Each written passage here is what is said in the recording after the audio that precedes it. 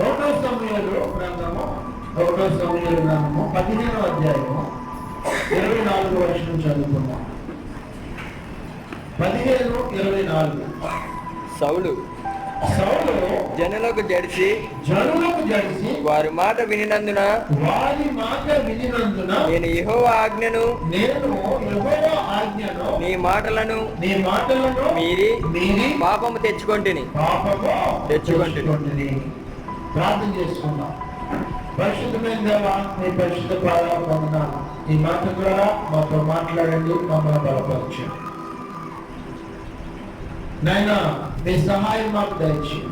వినగలిగే చెవుడు, గ్రహింపగలిగే హృదయం మాకు అందరికీ దయచేయండి. చీకటిని తొలగించి మీ సన్నిధి వారితో ఉంచి నా ద్వారా పిల్లలతో మీరే మాట్లాడు. వీటి నన్ను బలపరచు.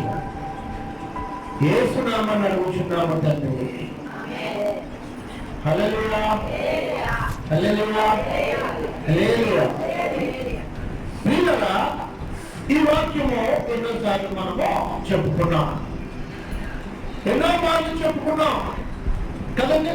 సౌలు ఎవరికి జడిసిపోయాడు? జనులకు జడిసిపోయాడు. సౌలు జనులకు జడిసి ఏమండి ఏం చేశాడట? దేవుని ఆజ్ఞను విసర్జించి పాపము తెచ్చుకున్నాడు. ఏమండి? కాబట్టి మనము కూడా ఈ దినము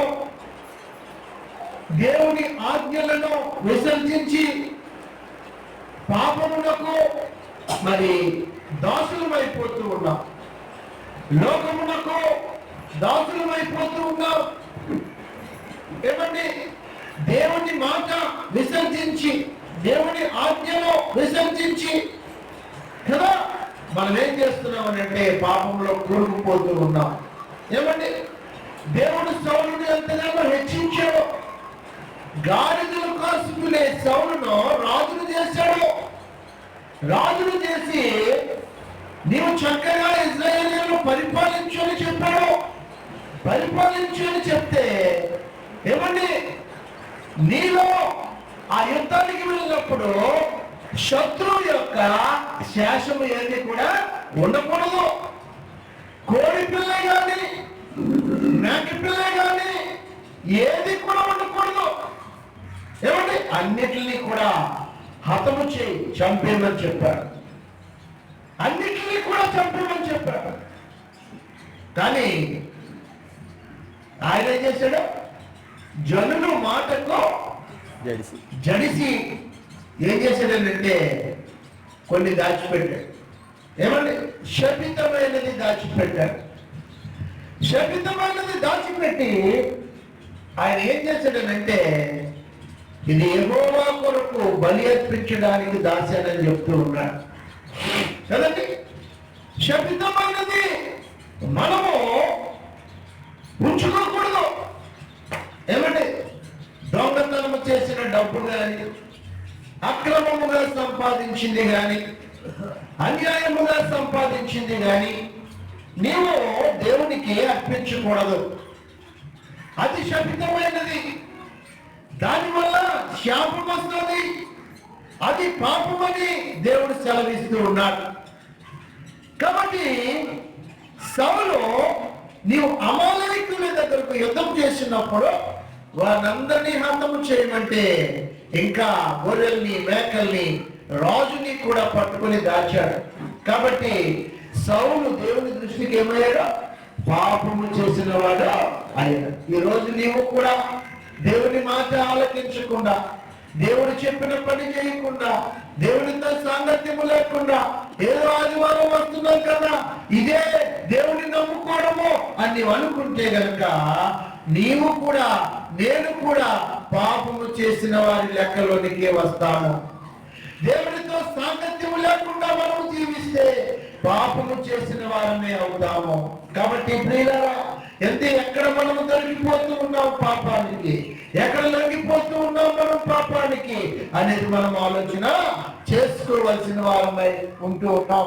కాబట్టి ప్రియులారా, ఇక్కడ చూడండి ఏమి చెప్తూ ఉన్నాడు అంటే పశ్చాత్తాపడుతున్నాడు సౌలు. తర్వాత పశ్చాత్తాపడుతూ ఉన్నారు. నేను జనులకు జడిసిపోయానయ్యా, జనులకు జడిసిపోయాను. నీ చుట్టుపక్కల ఉన్న వారికి నువ్వు జడిసిపోతూ ఉంటావు, నీ ఫ్రెండ్స్ కు నువ్వు జడిసిపోతూ ఉంటావు. ఇందాక డాడీ ప్రార్థన చేస్తూ ఉన్నాడు, చెప్పడానికి నేను సిగ్గుపడుతున్నాను నీ గురించి, చెప్పడానికి భయపడుతూ ఉన్నాను నీ గురించి అని చెప్పి ఒప్పుకుంటూ ఉన్నాం మనము కదండి. సిగ్గు భయము ఏమండి మరి మనల్ని ఏం చేస్తున్నదంటే దేవునికి దూరము చేస్తూ ఉంది. కాబట్టి ప్రియులారా, ఆ సిగ్గు భయం అనేది మనము తీసివేసుకోవాలని దేవుడు సెలవిస్తూ ఉన్నాడు. కాబట్టి సిగ్గుపడకూడదు. దేవుని గురించి చెప్పడానికి మనము సిగ్గు మరి ఎప్పుడూ కూడా సిగ్గు పడకూడదని దేవుడు సెలవిస్తూ ఉన్నాడు. కాబట్టి ఇక్కడ సౌలు పశ్చాత్తాపడుతున్నాడు, కానీ ఆయన పశ్చాత్తాపము సరైనది కాదు. ఎంచేతనంటే ఆయన చూడండి ఎటువంటి పశ్చాత్తాపడుతున్నాడో, ఎటువంటి పశ్చాత్తాపము కావాలో, ఎటువంటి పశ్చాత్తాపము కావాలని అంటే చూడండి, నిర్గమాకాండము 10వ అధ్యాయము 16, 17 వచనాలు మనము చూద్దాం. నిర్గమాకాండము 10వ అధ్యాయము 16, 17 వచనాలు మనము చూద్దాం. కాబట్టి ఫరో మోషే అహరోనులను త్వరగా పిలిపించి నేను మీ దేవుడైన యెహోవా ఎడలను మీ ఎడలను పాపము చేసి తిని. మీరు ఫరో రాజు ఏం చెప్తున్నాడు? ఆ యొక్క ఇశ్రాయేలీయుల్ని ఆ బంధకము నుంచి, ఐగుప్తు నుంచి పంపించేవయ్యా ఫరో అంటే, అమ్మోని పంపించడం, అలా పంపించడం రాజు. అందుకు దేవుడు ఏం చేశాడంటే ఒక మిడతల దండును పంపించాడు. ఆ మిడతల దండ ఏం చేస్తుందనంటే మొత్తము ఆ యొక్క దేశమంతా మిడతలతో నిండిపోయింది. ఆ యొక్క ప్రాణము పోతుందని ఆ రాజు ఏం చేస్తున్నాడు? మళ్ళా ఫరో దగ్గరకు వచ్చాడు. మళ్ళా ఎవరి దగ్గరకు వచ్చాడు? మోషే దగ్గరకు వచ్చాడు. మోషే అహరోనులారా, మీరు నా ప్రాణము పోకుండా ఈ ఒక్కసారికి మాత్రము నన్ను కాపాడండి అని అడుగుతూ ఉన్నాడు. మీ దేవుడికి చెప్పండి నన్ను కాపాడమని అని అడుగుతూ ఉన్నాడు. ఒక రాజు దేవుని తెలియని రాజు ఆ యొక్క సేవకుల దగ్గరకు వచ్చి మీ దేవుడికి ప్రార్థన చేసి నన్ను కాపాడమను, ఇక ఎప్పుడూ నేను పాపము చేయను మీ ఎడల, ఎప్పుడూ నేను తప్పిదము చేయను మీ ఎడల అని చెప్తూ ఉన్నాడు.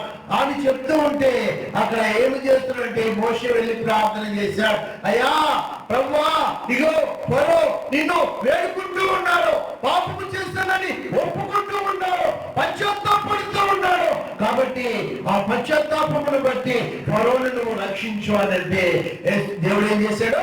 ఆ మిడతలకు ఆజ్ఞ ఇచ్చాడు కదండి. తూర్పు గాలి ఉత్తర గాలి ఉంది అక్కడ. ఆ గాలి వచ్చి కొట్టినప్పుడు ఏమైపోయి ఆ మిడతలు ఒక్కటి కూడా లేకుండా సముద్రంలో పడేవి ఏమైపోయింది? చనిపోయినట్లుగా మనము చూస్తూ ఉన్నాం. ఆ విధముగా ఫరో మరి తన ప్రాణాన్ని దక్కించుకున్నట్లుగా మనము చూస్తూ ఉన్నాం.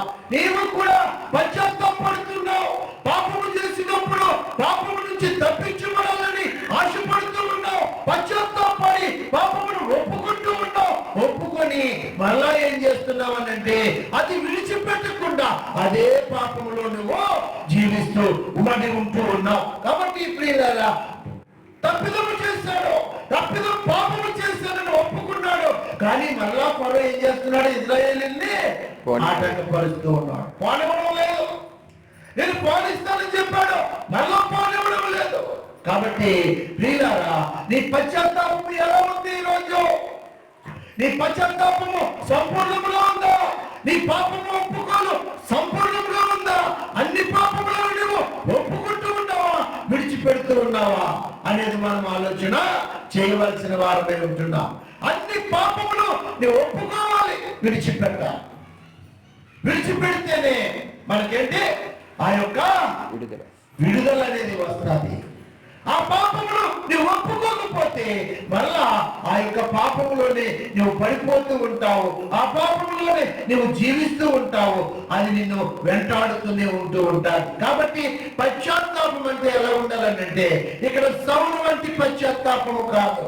సౌలు పశ్చాత్తాపడుతున్నాడు, కానీ ఏమండి అది నిజమైన పశ్చాత్తాపము కాదని దేవుడు చెబుతూ ఉన్నాడు. అందుకే దేవుడు ఏం చేశాడు, సౌలు నుంచి ఇజ్రాయేలు రాజ్యాన్ని ఆ రాజుగా దాన్ని తీసివేసి ఇంకొకరికి నీ రాజ్యాన్ని నేను ఇస్తున్నానని చెప్పేశాడు. కాబట్టి నిజమైన పశ్చాత్తాపం అయితే నీ రాజ్యం ఎక్కడికి పోదు.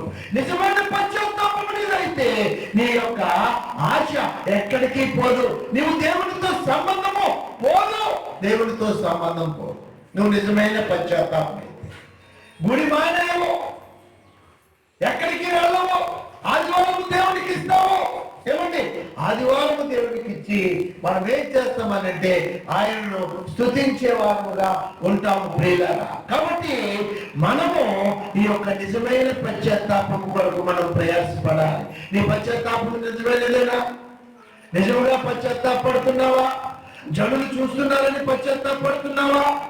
సంఘములో అందరూ వింటున్నారు కదా అని పశ్చాత్తాపడుతున్నావా? నేను మారిపోయాను అని చెప్పుకోవడానికి పశ్చాత్తాపడుతున్నావా?